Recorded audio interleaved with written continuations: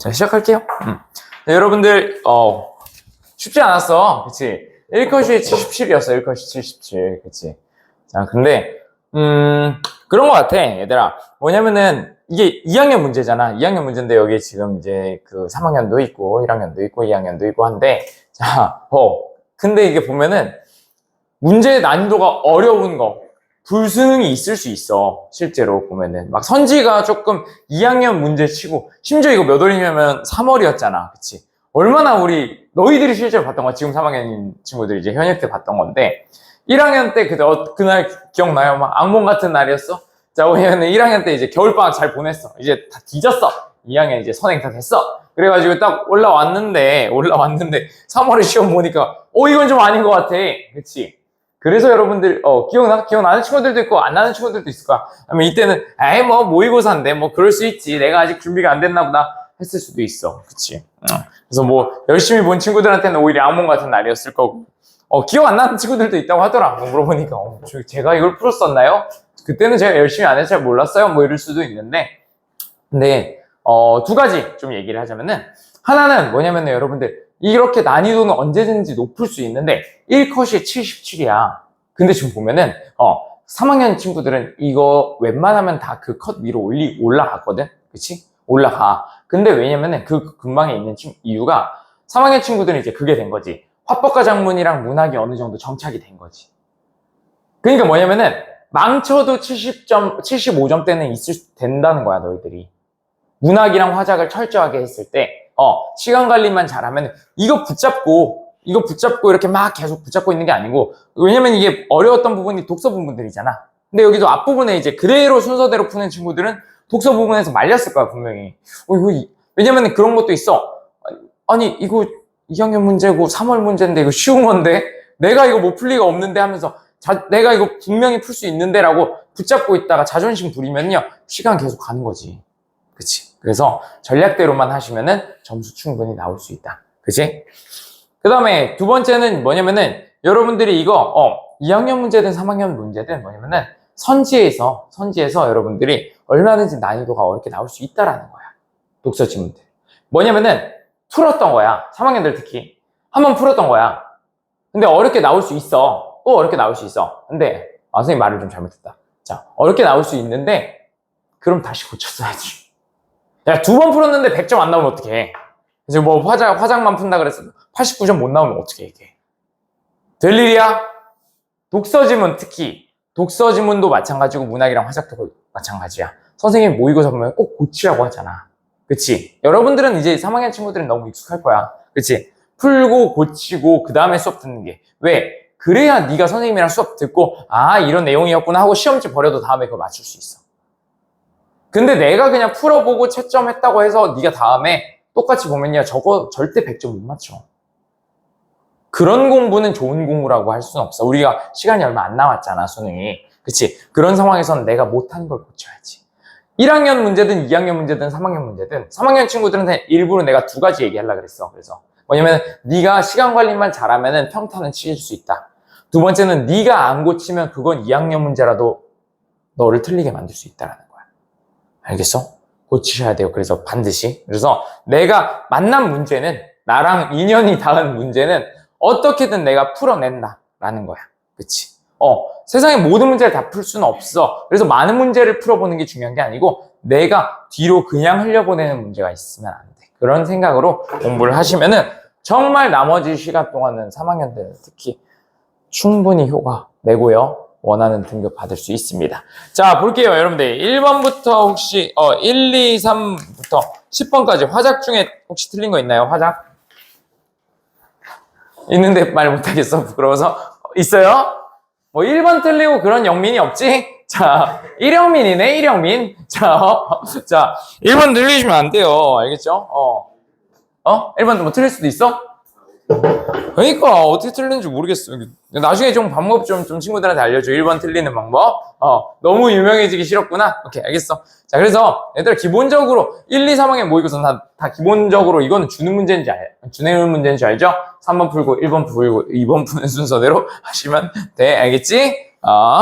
자, 그 다음에 여러분들, 그 다음에 선생님이 또 작은 팁이야. 작은 팁인데 여러분들이 이제 어쨌든 시간 압박 속에 있다 보니까 그 다음에 마지막 질문 풀라 그랬잖아. 8번, 9번, 10번. 이거를 먼저 풀어줘 라고 얘기를 해요. 선생님 8, 90을 먼저 풀어줘. 왜? 얘네들이 쉬워. 맨 앞 지문이랑 맨 끝에 화작 지문이 쉬워. 그 다음에 가운데에 있는 애들은 가나 있는 복합 지문이야. 그치? 그러니까 복합 지문에서 혹시 틀린 거 있어요? 없어요? 자, 현지 혹시 괜찮아요? 틀린 거 있어? 있어. 자, 뭐 틀렸어? 자, 뭐 틀렸슈? 6번 틀렸슈. 자, 이런 거는 요렇게 한번 좀 얘기를 해보자. 뭐냐면은 가나 지문이 있으면 문학작품도 복합 지문 나오면 우리가 한 번에 1번 보고 가나에 다 있는지 확인 안 하고 2번 보고 가나에 있는지 확인하고 이렇게 하지 않지. 그치? 먼저 가가 다 맞는 내용이지 쭉 다 봐줘. 가에서 이 내용들 다 맞니? 그치? 맞아? 맞는지 보고 근데 가 내용은 다 맞네요 라고 한다면 그러면은 이게 여기서 이제 나에서 이런 것들이 나오는지 이렇게 봐주시면 될 것 같아요. 알겠어? 한 번에 가나 다 보려고 하지 말고요. 그렇죠? 나 같은 경우도 발췌독으로 보면 되잖아. 나의 1문단에서 영상에 대한 평가가 있는지, 그 다음에 나의 1문단에서 건의문 작성의 동기가 있는지, 세 번째, 나의 2문단에서 참여 대상의 특성과 함께 제시되었는지, 참여도가 이제 참여 대상의 특성과 같이 언급이 됐는지, 선생님은 그거를 그냥 나지문에 대한 그 발췌독으로 봤어, 사실은. 처음에 가를 그냥 안 보고, 얘가 학생 이거 언급했는지 안 했는지 일단 이거를 좀 떠나서, 그렇지? 이거를 떠나서 그렇게 먼저 봤었는데, 그렇게 한번 봤었는데, 일단은 학생 3이, 여기서 이 문단에서 참여 대상의 특성 나왔니? 참여 대상의 특성? 첫째는 퀴즈 프로그램입니다. 지난번 시청한 영상의 내용을 활용해 만든 퀴즈를 풀면서 아르바이트 중 겪을 수 있는 대처 방안을 확인할 수 있을 것입니다. 퀴즈 좋아합니다. 적극적으로 참여합니다. 특성 나왔네? 일단 이건 다 나왔었어. 이거는 3번에서 이거는 맞았었지. 그치? 근데 앞에서 얘가 학생 3이 퀴즈 프로그램의 참여도에 대해 언급한 내용. 자, 학생 3이 퀴즈 프로그램의 참여도에 대해서 언급한 내용 있었어, 없었어? 그게 없었지, 그게 없었지. 그치? 그래서, 일단, 선생님이 나를 먼저 다 봤었고요. 그 다음에, 다 맞네 해가지고 이제 가에서 확인해보기 시작했어. 이런 것도 알고 있으면 좋아. 얘들아, 조금 더 어렵게 내면요. 이런 것들, 뭐, 예를 들어서 퀴즈 프로그램에 여기서 이렇게 얘기했잖아. 그 참여도. 참여도 나와요? 참여도? 참여도는 있어, 없어, 얘들아? 참여도. 학생 1이 이렇게 참여율을 높이고 조금 더 어렵게 나오면 아예 학생 1이 참여도 얘기하는 거야. 지난번엔 참여도가 좀 떨어졌는데 이번엔 참여도를 높일 방안이 없을까라고 학생 1을 줘버리면 너희들은 이 숫자는 잘 안 보거든. 학생 몇이 얘기했는지 이건 잘 안 보거든.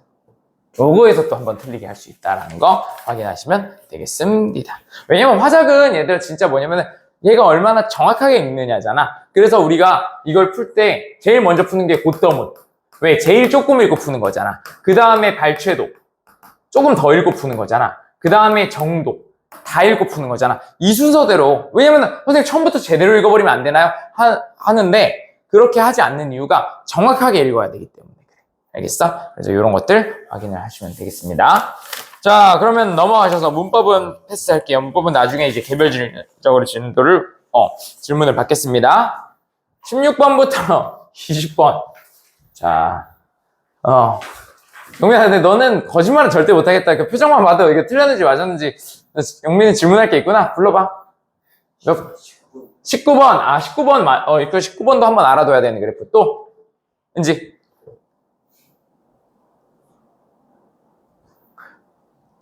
이거? 자,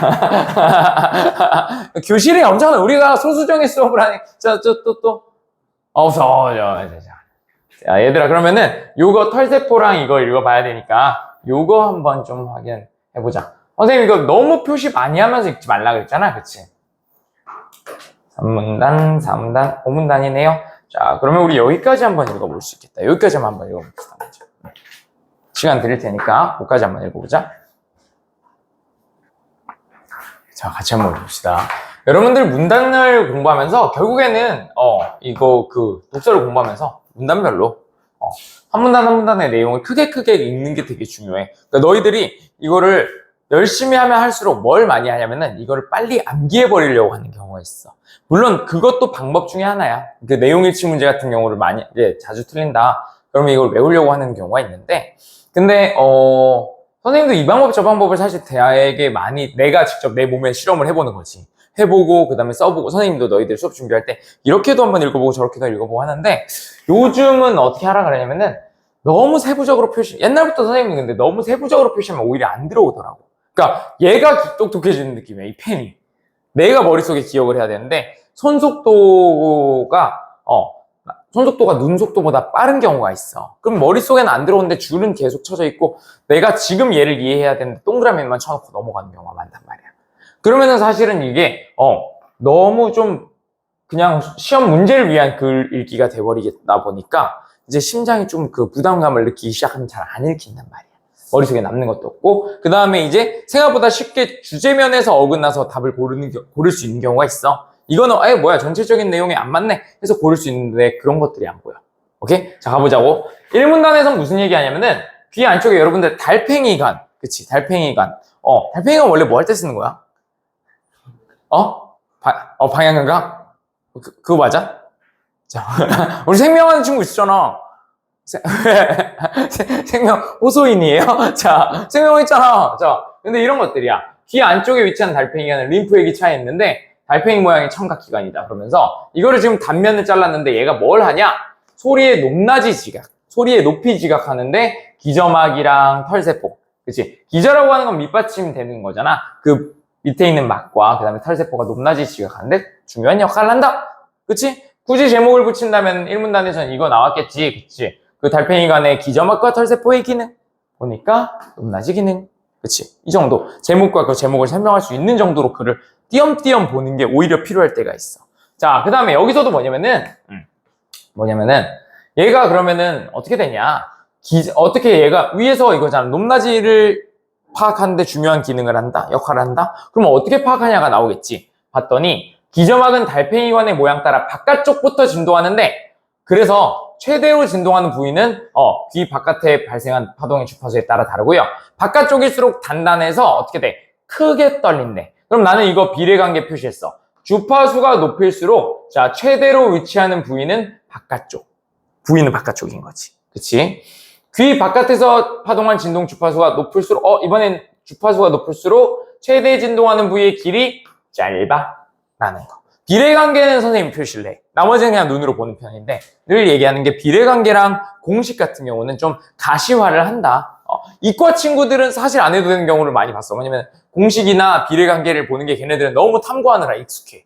근데 문과 친구들은 그렇지는 않거든. 그치? 그래서 이런 경우를 표시를 좀 해놓는 게 좋습니다. 두 번째 문단은 그래서 우리가 알 수 있었던 게 뭐냐면은 기저막이 진동하는데 주파수 높을수록 바깥쪽에 위치한다. 그치? 자, 그 다음에 그러면 이것도 있네. 얘네가 그 진동하는 정도가 바깥쪽에서부터 완만하게 커지다가 기저막이 최대로 진동하는 부위를 지닌 후 급격히 감소한다. 자, 여기서는요, 기저막이 진동하면 털세포가 반응해서 휘어지면서 전기 신호가 발생하는데 최대 진동하는 부위에 가까울수록 털이 많이 휘는 거고요. 기저막에서 최대로 진동하는 부위에 있는 털세포는요, 기저막이 진동할 때마다 반응해서 털이 휘는 횟수가 많아. 얘가 진동할 때마다 휜대. 제일 많이 진동하는 애는 뭐냐면은 하면은 무조건 떨리는 거야. 해도 여기서도 이래도 떨고 무조건 떤다는 거야. 최대 진동하는 애는 항상 떨어. 그래서 털이 휘는 횟수가 제일 많아요. 따라서 털세포마다 민감하게 반응하는 주파수가 다른데 결국 기저막에서 최대 진동하는 부위에 있는 털세포는 초당 전기신호 발생시키는 횟수가 기저막을 진동시키는 파동의 주파수와 일치. 이런 얘기가 나왔어. 그게 이제 18번 문제였죠. 18번 틀린 친구들은 요거를 봐야 돼. 근데 너희들 한 가지. 주파수가 뭔 줄 알아요? 처음 들어보는 사람 주파수. 없지? 그치? 그러다 보니까 너희들이 문제가 하나 있어. 요런 거를 아는 단어가 나왔을 때 안 본단 말이야. 얘들아, 여기서 이렇게 있어. 주파수가 파동이 1초 동안 죽이니까 내려갔다 올라갔다 내려갔다 올라갔다 하면서 제자리에 오는 게 죽이잖아. 한번 내려갔다 오는 거, 한번 이동했다 오는 게 죽이잖아. 이거 주기 운동을 몇 번 하냐는 거잖아. 얘가 1초 동안 떨리는 횟수인 거잖아. 이거를 여기다 준 이유가 있어. 왜? 여기서 이 얘기를 하려고 그러는 거야. 기점막에서 최대로 진동하는 부위인 털세포가 초당 전기 신호를 발생시키는 거. 왜? 얘네가 진동할 때마다 전기 신호를 발생하잖아. 그치? 그러니까 얘가 파동 주파수가 왜? 1초에 떨리는 정도잖아. 그러니까 얘가 떨릴 때마다 그 전기 신호를 발생하잖아. 그치? 그러니까 같다라는 거지. 최대 진동하는 애는 무조건 소리가 날 때마다 떨려서 전기 신호를 발생하니까. 그러니까 이제 기억해서 1번이 되는 거지. 이 밑에 있는 걸 봐야 돼. 오케이? 자, 그 다음에 요거는 지금도 할 수가 있어요. 자, 지금도 할 수가 있는데, 한번 볼게. 자, 여기서 파동에 의해 털세포가 이미 반응하고 있을 때, 같은 털세포를 반응시키는 새로운 파동이 전달되면 반응한 털세포가 있는 영역이 겹칠 수가 있어. 무슨 말이냐면은, 하고, 해가지고 얘 털세포가 하니까 떨려. 근데 뒤에서 또 얘가, 이렇게 하면, 하고 이미 떨고 있기 때문에, 뒤에서, 봐봐. 봐봐. 내가 할 때 영민아 해봐. 하면은 하라고 새끼야. 자, 안 하면 하면은 영민이가 그렇지 하면은 얘가 이미 선생님이 하고 있기 때문에 떨고 있어서 영민이가 하는 게 안 들린다. 알겠어? 고맙다. 자, 고맙다. 왜 부끄러워하는 거야? 카메라 찍히는 것도 아닌데. 자, 마이크 하나 줘? 자, 그래서 이에 따라 나중에 전달된 파동을 소리를 지각하지 못하는데 이거를 차폐 현상이라고 한다. 차폐 현상을 확인하기 위해 먼저 0에서 800Hz 사이에 있는 파동들이 지각하기 위한 최소 수준을 데시벨 단위로 측정을 했어. 그러니까 뭐냐면은 하는데 얘가 하면은 그러면은 이제 소리가 안 들리는데 더 큰 데시벨로 하면은 들릴 수 있다는 거지. 그거를 측정을 한 거야. 근데 이렇게 쭉 이렇게 보니까 주파수가 커질 높은 소리일수록 오른쪽에 있고요. 그렇죠? 그 다음에 이제 그때 이제 측정값의 증가량이 다른데, 자 보자. A 주파수의 파동이 전달된 상태에서 주파수가 200, A의 200, 주파수 200일 때는 지금 보니까 10dB로 전달되면 소리로 되겠어, 안 되겠어?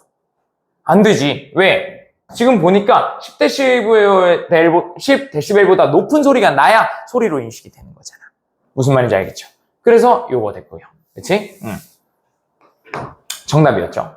나머지는 다 맞는 거야. 봐봐. 기점막에서 A 주파수의 파동이 최대로 진동하는 부위보다 안쪽 부위를 크게 떨리게 하는 파동일수록 차폐 현상이 작게 일어나겠고.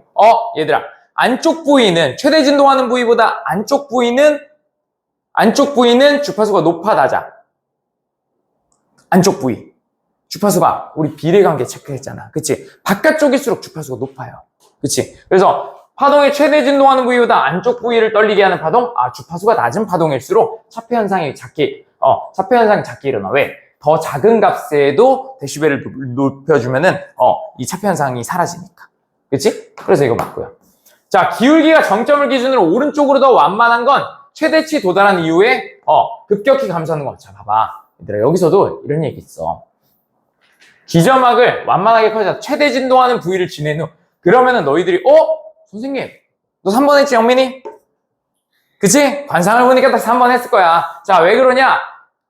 얘가 잘못한 게 아니고, 은지도 3번 했지? 너 3번 안 했어? 자, 다른 방법으로 틀리는 대단한, 자, 왜냐면은, 보통 우리가 그래프라고 한다는 건, 자, 본진이가 맞았어? 아니야, 몇 번 했어? 그래, 자, 봐봐. 왜 그러냐? 그래프라고 하는 게 우리가 왼쪽에서 오른쪽으로 간다고 보잖아, 보통. 근데 얘들 봐봐. 우리는 이거 바깥쪽에서 안쪽으로 들어오는 거야. 그러니까, 뭐냐면은, 기울기가 정점을 기준으로 오른쪽으로 완만한 게, 여기서부터 계산해서 정점을 지나면 바깥쪽에서 안쪽으로 들어갈수록 떨어진다는 거야. 무슨 말인지 알겠어? 그러니까, 이거는 오른쪽으로 더 완만한 건 기점막 진동 수준의 최대치에 도달하고 급격하게 떨어진다. 오른쪽에서부터 봐야 돼. 알겠어? 그렇게 계산해야 되는 거고요. 자, 그 다음에 100Hz의 측정값이 0이야. 이거는 100Hz는 해도 여기 100Hz 했을 때 떨리는 거랑 저기서 A 주파수의 파동에서 했을 때 떨리는 데랑 서로 다른 데가 떨리는 거지. 그치? 그러면 각각 기점막에서 최대 진동시키는 부위가 멀리 떨어져 있기 때문이야 라고 생각하면 서로 교섭이 없는 거지. 서로. 그치? 자, 그 다음에 그래프의 정점에 해당하는 주파수가 400Hz 부근인 이유는 해당 주파수의 파동에 반응한 털세포와 A 주파수의 파동에 반응한 털세포가 가장 많이 중복되기 때문이겠고. 그치? 그러니까 A 주파수 할 때도 떨리고, 그 다음에, A 주파수 할 때도 떨리고, 그 다음에 여기 400Hz 때도 떨려야 얘네들이 항상 떨리니까 제일 많이 이제 이 차폐 현상이 일어나는 거겠죠. 됐습니까? 이렇게 보시면 되겠고요. 자, 그 다음에 또 몇 번 물어봤었죠? 17번. 17번 몇 번 했어, 혹시? 17번 틀린 친구. 범진이 17번 맞았어? 몇 번 했어? 2번. 자, 연접한 신경섬유를 신경신호를 통해 흥분시킨다. 자, 이게 여기는 1번도 마찬가지고 마찬가지야. 자, 뭐냐면은 신경신호가 신경섬유를 흥분시키는지 이거를 한번 잘 봐야 돼. 좀 이따 이거 볼 건데, 지금 이제 볼 건데 순서를 바꾸는 거. 얘도 마찬가지야. 전기신호가 발생돼서 털이 휘는 거야? 털이 휘어서 그렇지. 이런 게 되게 많이 나와. 순서 바꾸는 거. 여기서도 신경신호를 통해 신경섬유가 흥분하는 거야? 아니면 신경섬유를 통해서 신경신호가 흥분하는 거야? 두 개 확인해 봐야 돼. 알겠어? 자, 얘들아, 밑에 있는 거 지금 두 개 한번 읽어보고 확인을 해볼게요. 밑에 있는 두 문단.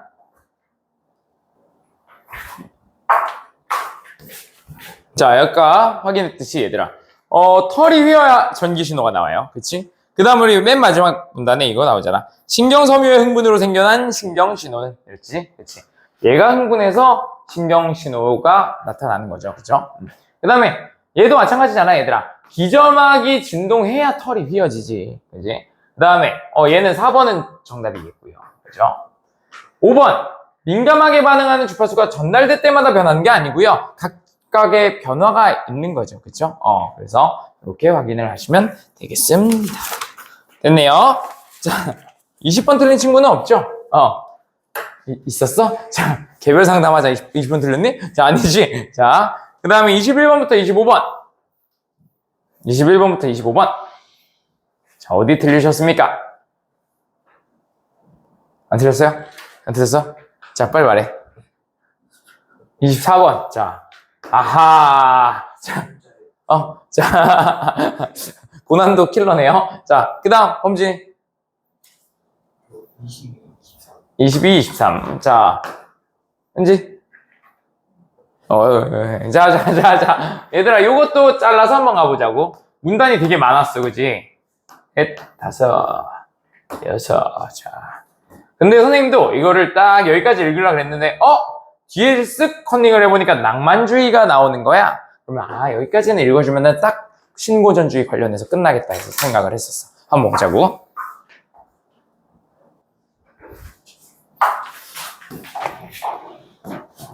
요런 것들. 1문단에서는 뭐 나왔어? 이거 되게 그냥 전형적인 깔끔한 글이었는데 1문단에서는 신고전주의가 등장한 배경이었지. 그치? 그래서 보니까 원래 로코코 미술이 되게 향락을 주제로 하고 부도덕하고 경박했어. 그래. 그래서 이 근대적 시민사회의 세계상에 걸맞는 미술에 관심을 가졌는데 딱 맞았던 게 뭐야? 고전주의 미술이 딱 그들 관심을 가졌어. 그래서 신고전주의니까 고전주의를 바탕으로 뭔가 새로운 기능을 끌어냈겠지. 원래 고전주의는 뭐냐? 아름다움은 사물이 본래 가지고 있는 어떤 특질이야. 본래 가지고 있는 특질이라는 거야. 그래서 객관적인 특징이 있고요. 그 다음에 또 보니까 아름다운 것 치고 비례 갖추지 않은 것들이 없어. 그래서 얘는 비례를 다 기하학적 조형성 이런 것들, 비례, 엄격한 비례 이런 것들을 얘기를 했네요. 그렇죠? 조화, 질서 이런 것들이 이제 눈에 보이네. 그렇죠? 두 번째 문단. 세 번째 문단. 이거를 신고전주의 미술의 이론적 토대 수립한 빈켈만 고귀한 단순성과 고요한 위대함을 모방해야 돼 라고 얘기했어. 그러면서 육체적 아름다움, 정신적 숭고함 이런 걸 보면서 고대 그리스 미술에서 그런 것들이 이제 잘 구현이 돼 있어 라고 얘기했네. 신고전주의 화가들 그래서 어떻게 했어? 이 빈켈만의 이론을 토대로 만드는 특징, 작품들 특징 보니까 표면이 매끈하고요, 뚜렷한 윤곽선이 나왔고요, 구도는 안정적이고요, 그치? 형태 강조했어. 그 다음에 나오는 것도 보니까 애국적 희생, 영웅의 이야기 뭐 이런 것들 나왔어. 그치? 이런 얘기들 나왔네. 오케이? 자, 문제로 한번 가봅시다. 자, 22번에 몇 번 했어요, 틀린 친구? 몇 번 했어? 1번. 1번. 자, 로코코 미술에 대한 반발로 등장한 신고전주의. 맞지? 당대 사회를 향한 교훈적 메시지를 미술에 반영하려고 했던 거. 1문단에 나와 있어. 보통 이런 내용은 잘 로코코 맨 어딨지 하고 안 보였을 수도 있어. 로코코가 어디 나왔지? 그럼 1문단이야. 오케이? 그래서 1문단에서 보면 확인할 수가 있고요. 정답은 3번이었지. 자, 얘들아, 요거잖아. 죽음을 앞둔 영웅의 불안과 공포? 아니지. 절제되고 애국적으로 희생해야 되잖아. 그치? 그러니까 여기서 아니라는 거 확인할 수가 있겠네요. 자, 그 다음에 얘들아 23번 지금 풀 수 있어요? 없어요? 이것도 얘들아 지금 골라낼 수 있잖아. 아름다움은 본질적이야. 그러면 봐봐. 일단 기억은 감상자가 느끼는 주관적 즐거움과 상관없이 아름다움이 이미 존재했어. 뭐야? 맞네? 그치? 아름다움은 이미 존재하는 거야. 왜? 객관적으로 내재되어 있는 거잖아. 그치? 자, 두 번째. 니은은 기억과 달리 감상자가 동일한 사물의 아름다움에 대해 내린 판단. 얘들아, 아름다움은 절대적인 거니까 판단 안 변하겠지. 그치? 그러니까 기억과 달리 안 되겠네. 기억도 그렇게 생각하니까. 3번. 기억과 니은은 사람들이 공통적으로 아름답다고 생각하는 사물. 기억은 일단 그렇게 보겠지. 절대적인 거니까. 4번. 조화와 질서를 갖추지 못해도 즐거움을 안 돼. 조화와 질서, 비례 이런 거 중요해. 5번. 모든 아름다운 사물이라면 어느 것이든 수학적으로 비례를 유지해야 돼. 맞네. 그래서 골라놓고 1, 3, 5 중에 들어가면 되겠다. 그치? 이렇게 보시면 될 것 같네요. 자, 그 다음에 24번. 자, 선생님 항상 보는 게 요거를 먼저 보는 게 아니고 여기에 나오는 애들을 쭉 훑어봐. 헤르더. 알아요? 헤르더? 우리 봤어? 아직 못 만났지, 헤르더. 그치? 그러면은 헤르더의 관점을 아직 확인할 수가 없으니까 뒤에 이제 낭만주의에 나오겠군 하면서 그냥 글로 가면 됩니다. 뒤에 있는 거 이제 나머지 문단들 한번 읽어볼게요. 여기 한번 읽어봅시다. 자, 볼게. 같이 보자. 23번 남았었지? 자, 23번 같은 경우는 얘들아, 봐봐. 기억과 니은. 니은이라고 하는 건 이제 헤르더의 관점이겠네요. 낭만주의의 관점이겠네요. 이런 거잖아. 낭만주의라고 하는 건 아름다운 사물에 대한 느끼는 감각적 즐거움에서 기인하는 것이다. 라고 얘기했어. 그러니까 위에서 지금 선생님 그냥 넘어가긴 했는데, 여기서 나왔던 게 그 헤르더의 관점 나오면서 낭만주의라고 하는 거는 신고전주의를 거부하고 그걸 배경으로 이제 나온 거기 때문에 상대주의적 관점인 거잖아. 그치? 절대주의적이 아니고 상대주의적인 관점인 거야. 그치? 그래서, 절대적인, 여기서도 이제 그냥 이건 한 번에 다 할게. 절대적인 그 사물의 아름다움 이런 건 없어. 사물을 관조하는, 이거를 가만히 쳐다보는 그 마음속에 있는 거지 그 사물 자체는 아름답고 추하고 그런 게 없어 라고 얘기를 한 거잖아. 그치? 그러니까 자, 가보자고. 여기서는 니은과 달리 감상자가 느끼는 주관적 즐거움과 상관없이 아름다움이 이미 존재했다고 보는 거는 아니겠지, 니은은. 그래서 사실 이미 답이 나왔고, 여기서도 니은은 모든 사람들이 공통적으로 아름답다고 생각하는 사물, 그런 거는 있을 수 없겠죠. 그런 거에 대해서 언급하진 않았지. 그치? 자, 그 다음에 5번. 비례에 대해서도 얘기하는 거. 모든 아름다운 사물이라면 수학적 비례가 있어야 돼. 이런 얘기 안 했습니다. 자, 그 다음에 여러분들 이거 사실은 보니까 이게 뒤에 빈켈만이 있었더라고. 그치? 이런 거 그러면 빈켈만 보고 얘기 먼저 해도 되겠어. 아니, 이거 틀린 친구들 몇 번? 몇 번 했어? 4번 볼게. 감각적 미를, 그럼 사실 얘는 앞에 했었어도 되겠다. 감각적 미를 비례가 잘 맞는 육체의 아름다움이라고 본 스토아 학파의 관점은 그리스 미술의 고귀한 단순성에 대한 빈켈만의 관점과 유사하군. 맞겠네요. 그쵸? 자, 그 다음에 얘는 스토아 학파가 그래서 육체의 아름다움과 정신적 미를 다 중요시 했는데 대신에 두 개가 대등한 게 아니고 미학적 가치가 도덕적 가치에 종속돼야 돼. 그러니까 도덕적 가치가 더 중요한 거잖아. 정신적 미를 더 중시한 거잖아. 그치? 그런 얘기를 했었어. 그래서 감각적 미에 대한 정신적 미의 우위를 주장한 스토아 학파의 관점은요.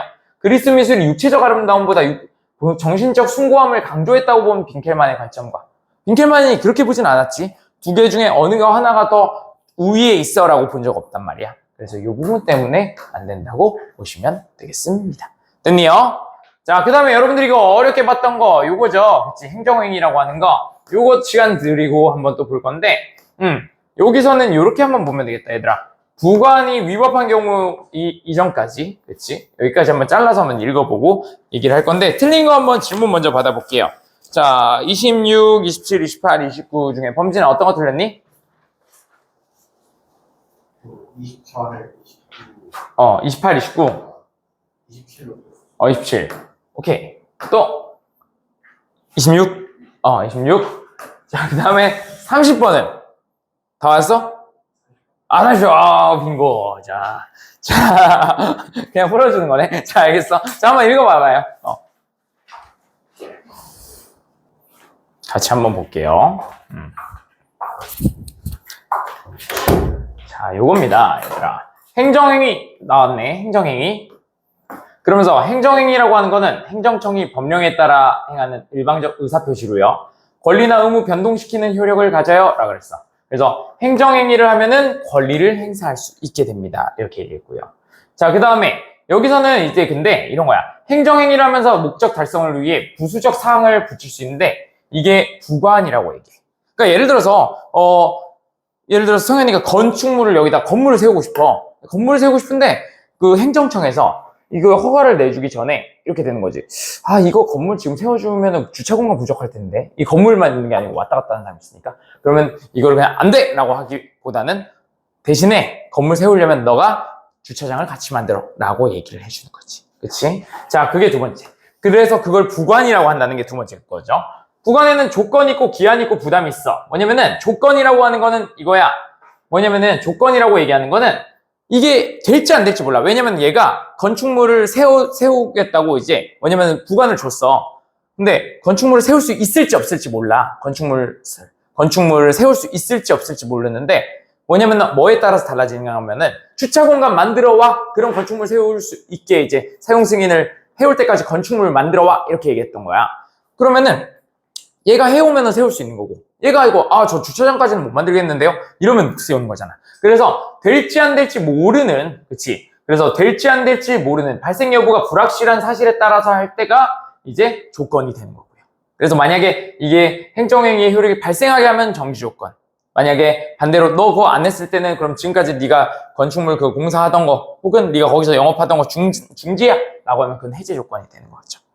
그 다음에 자 뭐냐면은 이런 거. 자, 기한이라고 하는 건 뭐냐면, 확실해. 오케이. 할 건데, 너가 행정행위를 하게 해줄게. 대신에 시작 날짜는 언제야? 끝나는 날짜는 언제야? 이렇게 확실한 일에 대한 거. 그래서 시기는 뭐냐면 시작 기한, 종기는 끝나는 기한을 얘기를 합니다. 됐습니까? 자, 그 다음에 부담이라고 하는 건 뭐냐면은, 부담이라고 하는 건 저거야.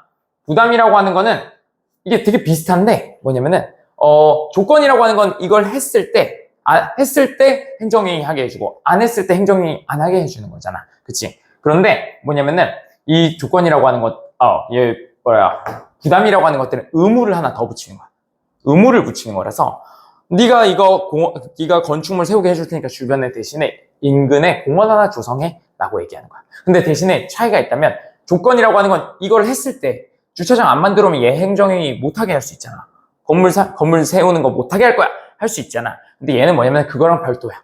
얘가 건물은 세워놓고 그 부담을 안 지켜도, 의무를 안 지켜도 얘 가지고는 그러면 너 건물 짓는 거 하지 마! 라고 할 수 없어.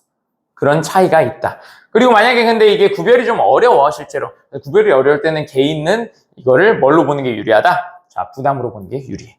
그치? 왜? 그래야 본 행정행위가 사라지진 않으니까. 그죠? 자, 그러면 여러분들 이거 문제로 한번 가봅시다. 26번 지금 할 수 있어요? 26번. 자, 26번 틀린 친구들. 몇 번 틀렸어? 몇 번 불렀어? 3번. 자, 부관만 취소하면, 이거 지금 못 건드린다. 그치? 이거 지금 건드릴 수 없어. 얘도 지금 건드릴 수 없는 게 많죠. 그치? 자, 그쵸? 요거. 대신에 이제 볼 수 있는 게 5번 정도 지금 볼 수 있겠네. 그치? 부관을 통해 효력 발생 시점, 시기. 그치? 시기를 정해가지고. 끝나는 시점은 종기라고 하죠. 자, 그 다음에 27번. 기역, 정지 조건, 니은, 해제 조건. 그 다음에 디귿, 시기, 리을, 종기, 미음, 부담. 이거야. 자, 몇 번 했어? 27번. 들었어? 27번 틀린 친구 몇 번 했어? 4번. 자, 니은이 성취되거나, 자, 뭐냐면은, 해제 조건이 성취가 돼. 그러면 이제 얘는 이제 그 해제 조건이 성취가 되거나 미음, 종기가 이행되지 않으면 효력이 소멸됩니까? 자, 뭐냐면은 얘가 해제 조건이 성취되면은 행정행위의 효력이 소멸할 수도 있죠. 근데 미음을 이행하지 않으면, 종기를 이행하지 않으면은 종기가 이행돼야 끝나버려. 미안 얘들아, 미음 부담이다. 부담이라고 하는 건 얘들아 행정행위랑 별도라 그랬지. 그치? 의무기 때문에. 그래서 얘는 상관이 없다. 주된 행정행위의 효력이 소멸되지 않는다라는 거죠. 정답은 5번이었네요. 디귿이라고 하는 게 시작 시기, 그 다음에 리을은 종기, 끝나는 시기인데 이게 모두 붙은 행정행위는 그 사이에 효력이 존속하는 거겠죠. 됐습니까? 그 다음에 가는 지금 볼 수가 없네요. 그쵸? 그 다음에 29번도 마찬가지고요. 그쵸? 그러면 30번도 마찬가지니까 뒤에 이 부분 한번 보면 되겠습니다.